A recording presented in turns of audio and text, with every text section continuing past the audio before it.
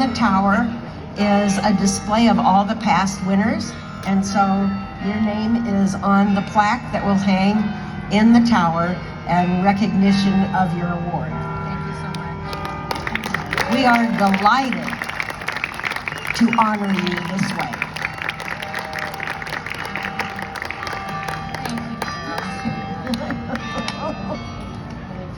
Okay, is this in your way? I can move this down.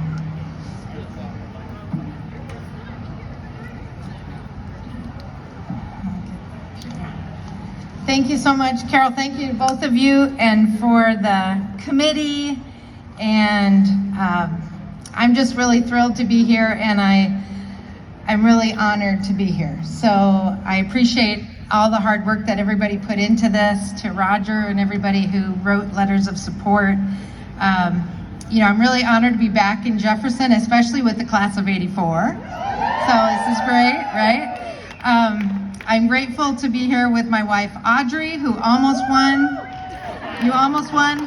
And what you all don't know is we're campers, and when we camp, I never get to start the fire because she really loves fire. I do too, but more than me. So now maybe I'll get to start one, I don't know. And our daughter, Georgia, and her partner, Jake, and really happy that you guys are here, and our friends and colleagues. So it's really great to be here. But as you guys all know, getting an award means that you had a lot of people that you were fortunate enough to know and to help you along your way, because no one ever is able to achieve anything on their own. It takes a lot of people to do this. And so to me, this award exemplifies one thing: the amazing support of all the people in big and small ways who have encouraged me and paved the way for me, my class, and for students who came through Jefferson and in this county. So when I reflect on my life growing up in Jefferson and this award, I want to share just briefly 4 pillars that have been most meaningful to me.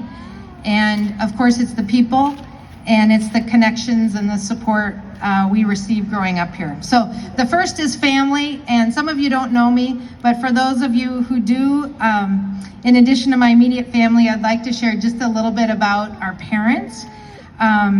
Our parents, the Kundrats, were both teachers, and as a teacher now, I take so much pride in the fact that they were both teachers. I think I got some of my passion for science from my dad, George, who was a junior high science teacher here in Jefferson. Some of you knew him. And though he passed away, it's hard to believe, in 1965, just before I was born, I always enjoyed hearing the many stories that some of you out there would tell me about my dad and his love for teaching, especially astronomy, his fervor for coaching, and all things sports. And even though I didn't know him, I've always felt I'm a lot like him, and that's what I've been told anyway. And our mom, Mary, if you knew her, she, of course, was a force to be reckoned with. There weren't too many people like Mary Kundrat. For my brother Mike, my sister Janet, and myself, having our mom as our 9th grade English teacher was a unique experience. Mom was a true lover of the English language, as many of you recall. The best sentence diagrammer around, and that is not a word, so I am so sorry, Mom, but she was the best. And she shared her passion for Edgar Allan Poe, Shakespeare, Shirley Jackson, Walt Whitman at school and at home. We often were reciting poetry. I can remember when I couldn't leave the house until I memorized all the thesaurus words that were in the Reader's Digest for that month. So she did it at home too, as well as at school, which was good. It was a good thing. But the most important thing she always told me that was whatever I decided to go into, it was really important to be able to communicate and to be able to share your knowledge, to be able to encourage people. No matter what I did, she just wanted to make sure I could communicate. That was what she would always say. We enjoyed a wonderful relationship talking about life over competitive games of ping pong. Some of you were in on those, cribbage, double solitaire, and Jeopardy. And in her later years, as my daughter will attest to, cash cab, right? She usually came out the winner, and I certainly got my competitive nature, my fervor for learning, and sense of adventure from my mom. And growing up as the youngest of 6 kids in a big fun family, I was the luckiest one, getting to see my siblings do great things and explore their worlds. And it was extra special to come after my sister Janet, who was coming here, and then she unfortunately is sick, so she can't be here, but she said to tell everybody how much she loved growing up in Jefferson too. And I admired her so much and followed in her footsteps as much as I could. I'm sorry she's not here to hear this. She taught me how to work harder than I thought I could, how to be good to people, and how to set goals. And as long as I watched what my sister Janet did, I was in great shape. And that continues to this day. My brother Mike taught me to shoot a ball, to play golf, and to enjoy life. And as young adults, I would fly out to LA often to see my brothers and their families, and Mike and I would keep our 10-in-1 packed, which we did year after year after year for many years, playing at least 10 sports in one day before we came home exhausted and happy, and we would do it. He would usually win, but my oldest siblings, Jeff and Marianne, were always doing exciting things, and we loved being around them whenever we could. Lastly, some of you knew my sister Patty. She probably taught me the most. She lived her life with an intellectual disability, but to feel how she loved us when we were in her presence was something that defied words. So that's pillar number 1. But the second pillar is, of course, school and the incredible teachers we had. And some of the things I remember in 2nd grade, Barb Gorman, who taught me and my 3 Musketeer friends, Sherry Ashcraft, who's here, Sherry, Teresa Welch and I, to stand up for ourselves. And when we refused to participate in PE because our long hair kept getting caught in the wheels of the scooters we had to lie on in scooter races, she organized a meeting with our principal, our PE teacher, Ms. Doty, and the 3 of us to find a solution. You remember that, Sherry? Our solution was, we don't need a PE teacher, we should teach class ourselves, which we did for a short while. Anyway, so I learned a lot from her. And of course, I loved going to Cooper School for 5th and 6th grade, mostly because we could run and run and run all recess in those fields, and we had the best principal, Mr. Anderson, who taught us to have fun exercising, to go you chicken fat go, as some of you might recall. I honed my ping pong skills significantly while at Cooper because I played ping pong at the lunch hour often with Tony, our janitor, and so enjoyed being on the dance team. It was a fabulous place to foster positive experiences around health and wellness, and I think that was probably where it started for me. Who can forget middle school, where we learned how to read poetry and manage ourselves from Ray Dillard? He taught us so much more than literature.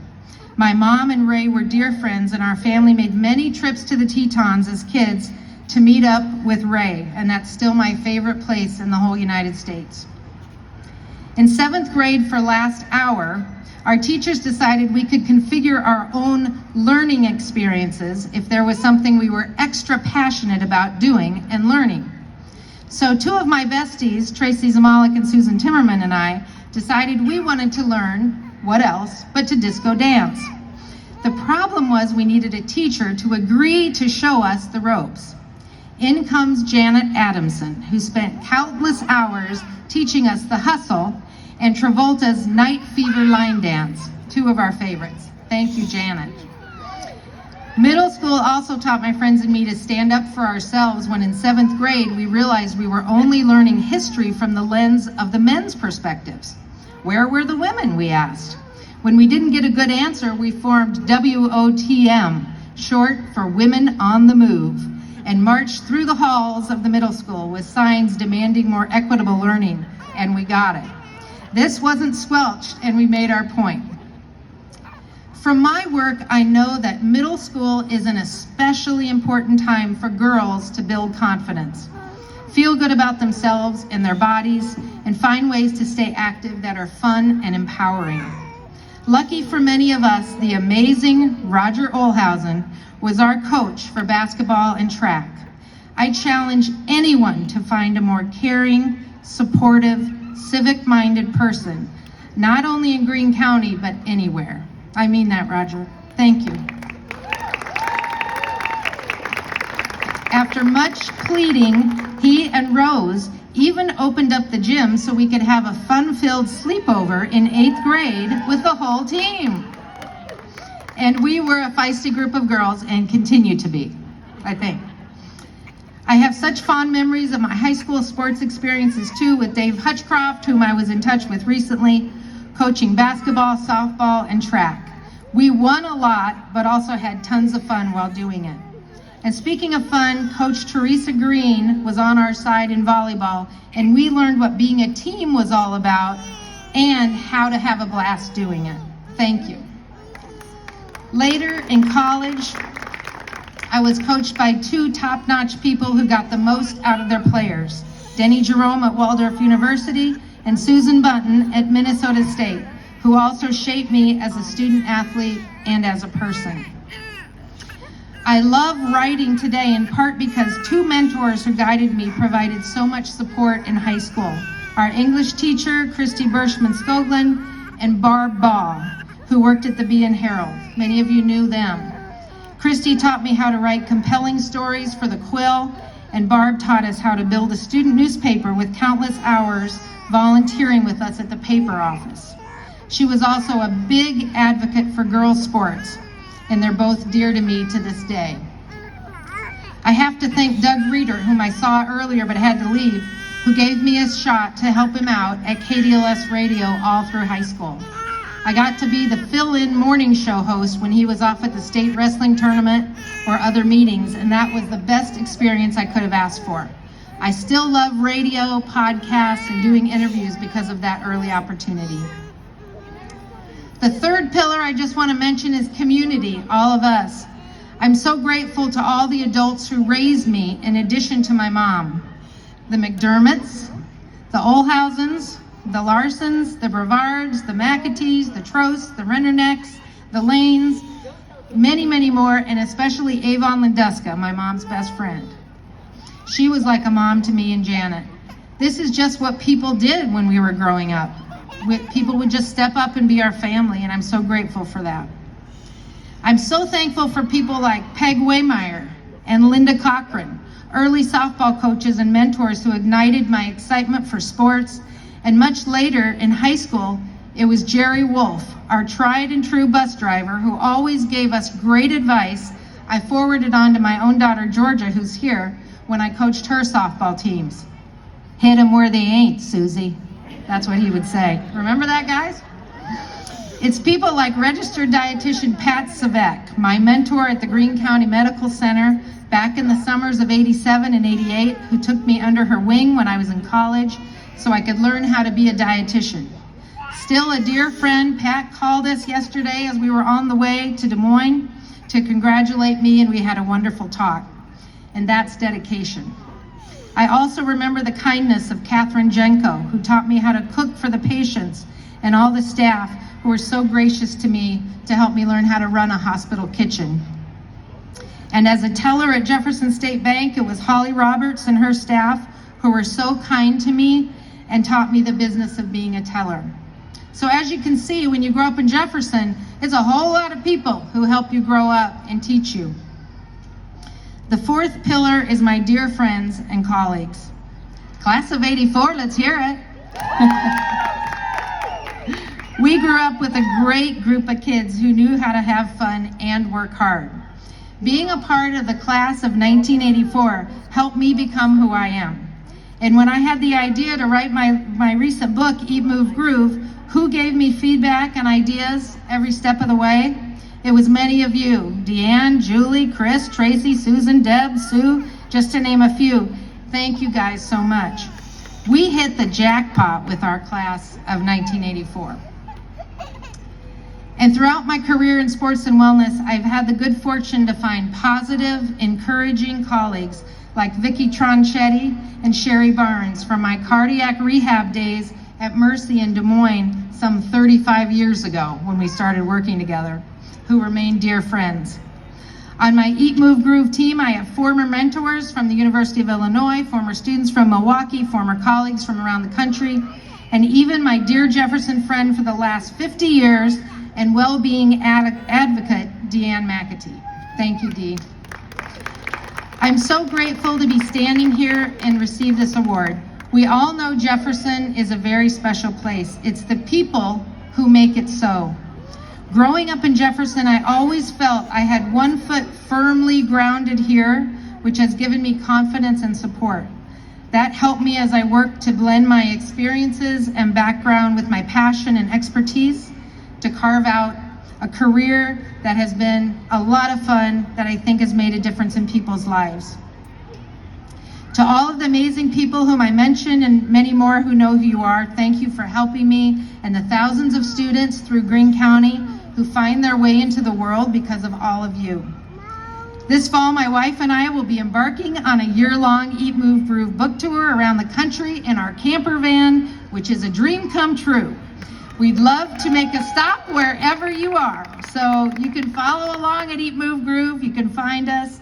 And our mission is to offer people around the country an invitation to wellness in a simple, doable, positive way for everyone.